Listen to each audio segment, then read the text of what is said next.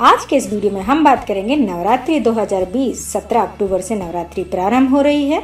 इन पूजा सामग्रियों के बिना अधूरी रहती है देवी उपासना। दोस्तों, वीडियो को लाइक करें, अपने मित्रों के साथ शेयर करें और हमारे इस यूट्यूब चैनल शुभ एस्ट्रोलॉजी को सब्सक्राइब जरूर करें एवं वीडियो के नीचे कमेंट्स बॉक्स में जय श्री कृष्ण अवश्य लिखें। तो चलिए बात करते हैं किस पूजा सामग्री के बिना अधूरी रहती है देवी उपासना। शारदीय नवरात्रि शुरू होने में अब कुछ ही दिन शेष हैं। देवी माँ के आगमन की तैयारियां जोरों पर चल रही हैं। नवरात्रि के 9 दिनों तक देवी माँ के अलग अलग स्वरूपों की उपासना की जाती है। 17 अक्टूबर को नवरात्रि का पहला दिन है। प्रतिपदा तिथि पर कलश स्थापना की जाएगी। फिर 9 दिनों तक देवी माँ का पूजा पाठ, आरती, मंत्रोच्चार और व्रत रखकर उन्हें प्रसन्न किया जाएगा। नवरात्रि पर देवी माँ को तरह तरह की पूजा सामग्री और भोग चढ़ाया जाता है। दुर्गा माँ के पूजन अर्चना में प्रयोग होने वाली प्रत्येक पूजा सामग्री का एक अलग ही महत्व होता है। आइए जानते हैं शिवरात्रि नवरात्रि में माँ की पूजा में किन किन चीजों का इस्तेमाल किया जाता है। नवरात्रि के पहले दिन कलश की स्थापना। हिंदू धर्म में पूजा पाठ और किसी धार्मिक अनुष्ठान में कलश स्थापना का विशेष महत्व होता है। बिना कलश स्थापना के कोई भी धार्मिक अनुष्ठान पूरा नहीं माना जाता है। हर वर्ष चैत्र और आश्विन माह के नवरात्रि के पहले दिन यानी प्रतिपदा तिथि पर कलश की स्थापना की जाती है। शास्त्रों में कलश को सुख, समृद्धि, ऐश्वर्य और मंगल कामनाओं का प्रतीक माना गया है। इसलिए नवरात्रि पर माँ दुर्गा की पूजा करते समय माता की प्रतिमा के सामने कलश की स्थापना करना चाहिए। अब बात करेंगे हम नवरात्रि पर ज्वारे के महत्व के बारे में। नवरात्रि पर ज्वारे उगाए जाते हैं। घट स्थापना के ही दिन माता की चौकी के सामने ज्वारे बोए जाते हैं। मान्यता है कि नवरात्रि पर जौ बोना बहुत ही शुभ होता है।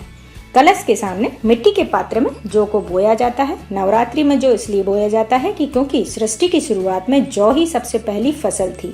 साथ ही ऐसी मान्यता है कि जौ उगने या ना उगने को भविष्य में होने वाली घटनाओं का पूर्वानुमान के तौर पर देखा जाता है। अगर जौ तेजी से बढ़ते हैं तो घर में सुख समृद्धि आती है। अगर ये बढ़ते नहीं और मुरझाए हुए रहते हैं तो भविष्य में किसी तरह के अनिष्ट का संकेत देते हैं। मुख्य दरवाजे पर तोरण का महत्व। नवरात्रि में माता के आगमन की खुशी में और उनका स्वागत करने के लिए प्रवेश द्वार पर आम या अशोक के पत्तों से बंधनवार सजाया जाता है।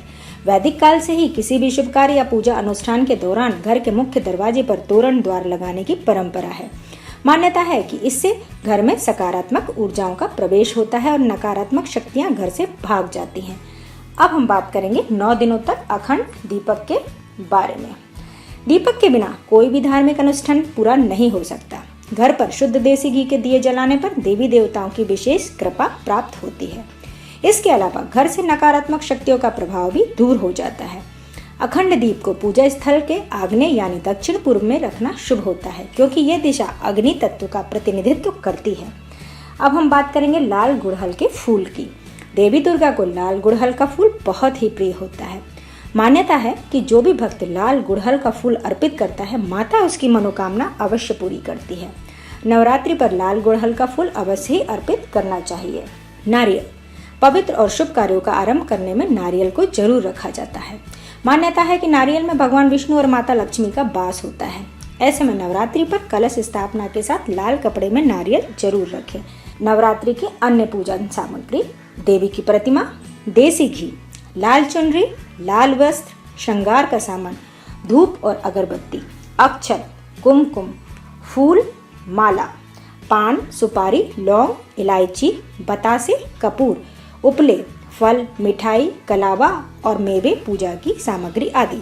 दोस्तों, ये थी आज तक की जानकारी। उम्मीद है आपसे फिर मिलेंगे नए वीडियो के साथ। स्वस्थ रहें, मस्त रहें। जय श्री कृष्णा।